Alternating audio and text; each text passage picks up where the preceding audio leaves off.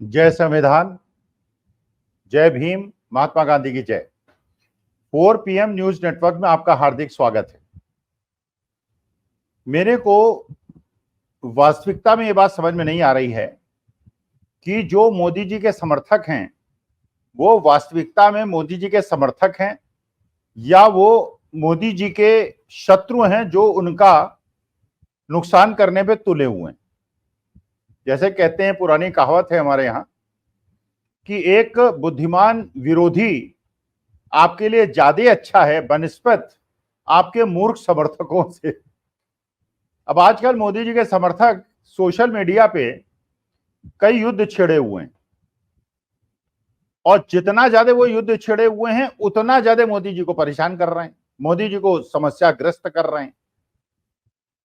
एक उन्होंने आजकल सोशल मीडिया पे एक मुहिम छेड़ रखी है कि बांग्लादेश के अंदर हिंदुओं पे अत्याचार हो रहा है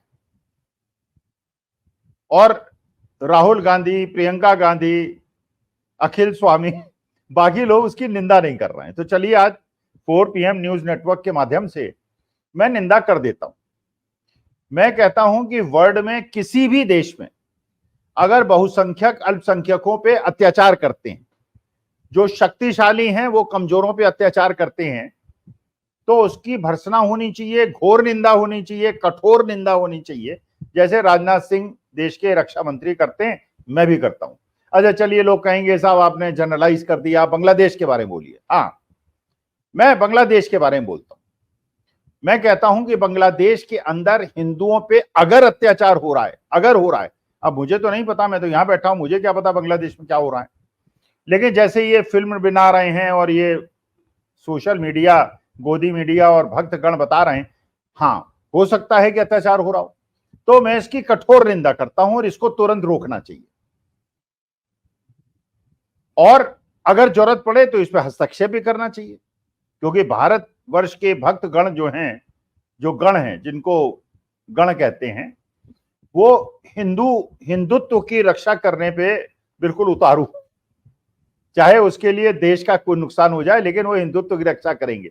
अच्छा, इसमें वो हिंदू ज्यादा सक्रिय हैं जो अमेरिका में 40-40 साल से रह रहे हैं, क्रिश्चियन देशों में रह रहे हैं, वहां सेकुलरिज्म चाहते हैं, वह सद्भाव संभाव चाहते हैं, मेजॉरिटी माइनॉरिटी पे अत्याचार न करे ये चाहते हैं, और हिंदुस्तान के अंदर फंडामेंटलिज्म चाहते हैं और चाहते हैं कि ये हिंदू राष्ट्र बने और मेजॉरिटी माइनॉरिटी को परेशान करे।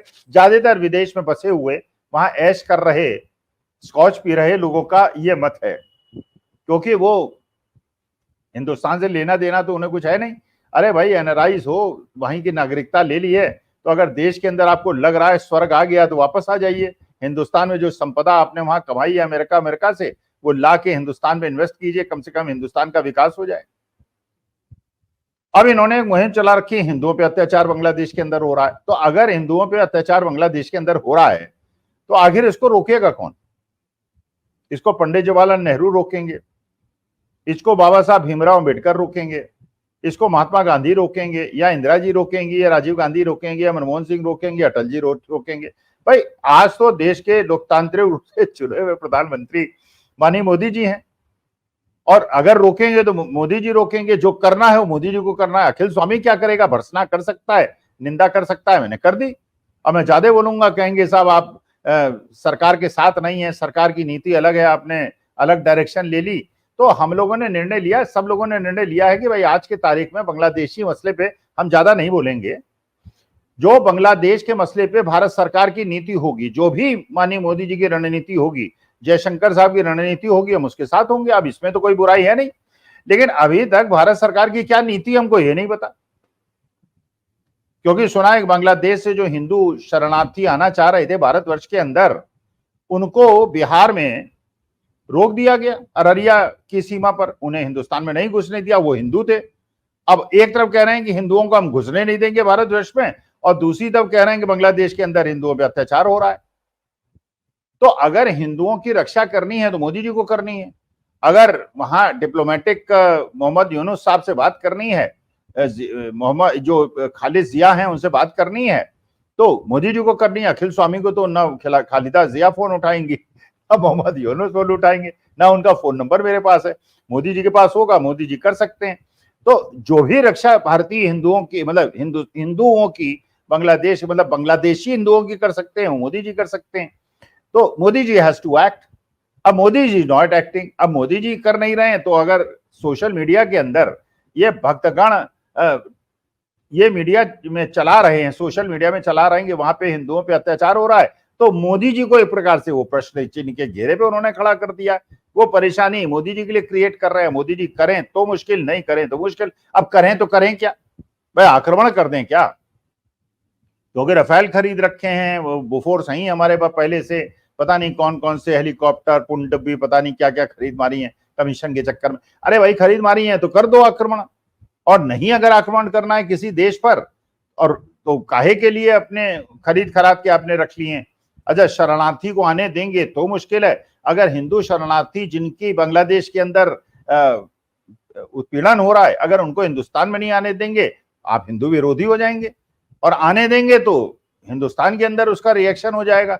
तो मोदी जी के लिए परेशानी क्रिएट कर रहे हैं ये जो उनके गण हैं, भक्त नहीं कहूंगा, गण जो हैं, जैसे भगवान शिव महादेव के गण हैं, वैसे मोदी जी के गण हैं जो महादेव के गणों से अलग हैं। जैसे हम भी महादेव भक्त हैं, हम भी शिव भक्त हैं, हम भी राम भक्त हैं, हम भी सनातनी हैं, हम भी हिंदू हैं, लेकिन हम मोदी भक्त नहीं, हम राहुल भक्त नहीं, हम कांग्रेस भक्त नहीं है।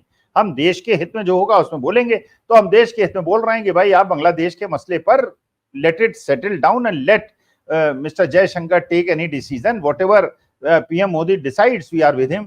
लेकिन भक्त मानने को तैयार नहीं। अच्छा भक्त ने एक और मुहिम छेड़ रखी है, उन्होंने विनेश फोगाट के अगेंस्ट बोलना शुरू कर दिया है कि गलती सारी विनेश फोगाट की है, उसमें बीजेपी की भी गलती नहीं है, उसमें मोदी जी ने थोड़ी 100 ग्राम वेट बढ़ा दिया, कोई नड्डा जी ने थोड़ी बढ़ा दिया, वो विनेश फोगाट ने क्यों अपना वेट बढ़ा दिया?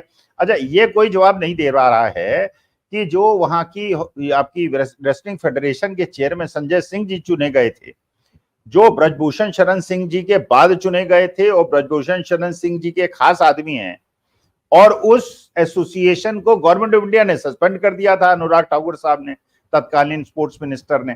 तो वो वहां पेरिस में कर क्या रहे हैं और किस अधिकार से गए हैं और क्यों गए हैं? क्या वो गए ही विनेश फोगाट के मार्ग में कांटा बोने के लिए गए हैं? अच्छा अब विनेश फोगाट की ये लोग आलोचना करने में जुट गए। अरे सीधे सीधे आपने किसी भक्त का या किसी मोदी जी के समर्थक का ये ट्वीट देखा या सोशल मीडिया पे कोई देखा कि इनको सिल्वर मेडल मिलना चाहिए विनेश फोगाट को? एक भी नहीं मिला।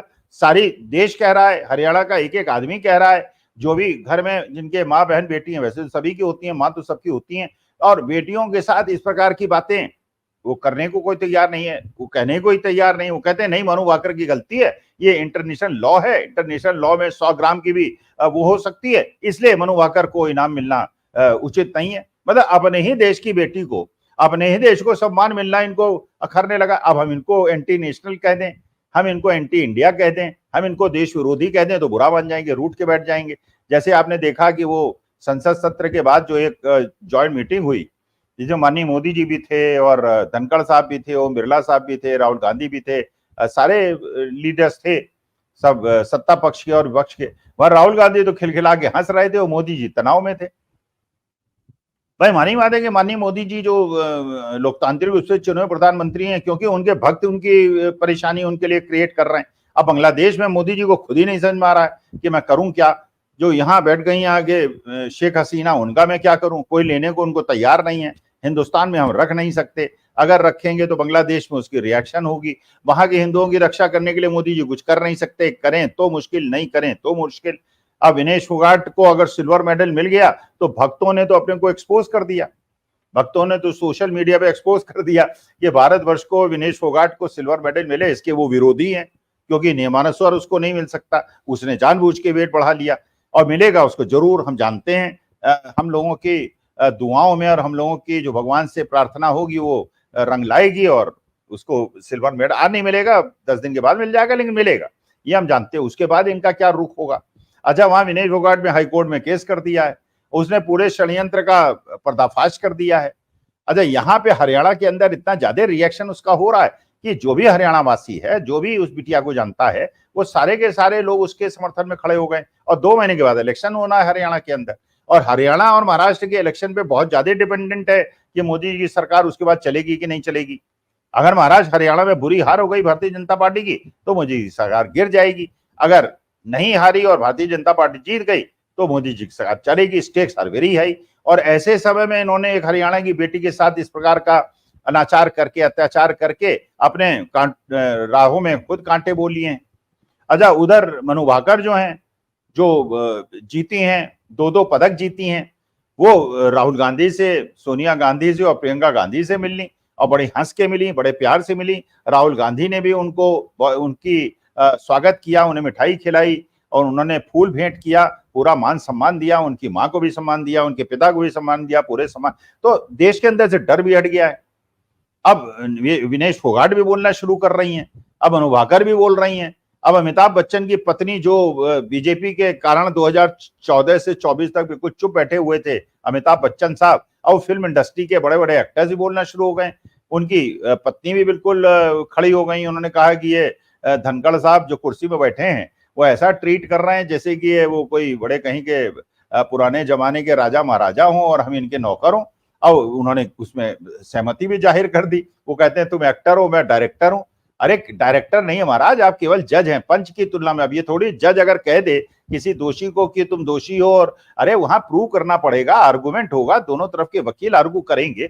You are sitting just on the umpire table, you are not a director. अब ये कोई कहे क्रिकेट का अंपायर की बॉलर से तुम ऐसे बॉल फेंकोगे और जो बैट्समैन है उसे ऐसे खेलोगे, और फिर कहोगे because I am the umpire I will tell you as to how to play cricket. You are just a जज, you are just a umpire. और जया बच्चन का अपमान करना शुरू कर दिया उन्होंने।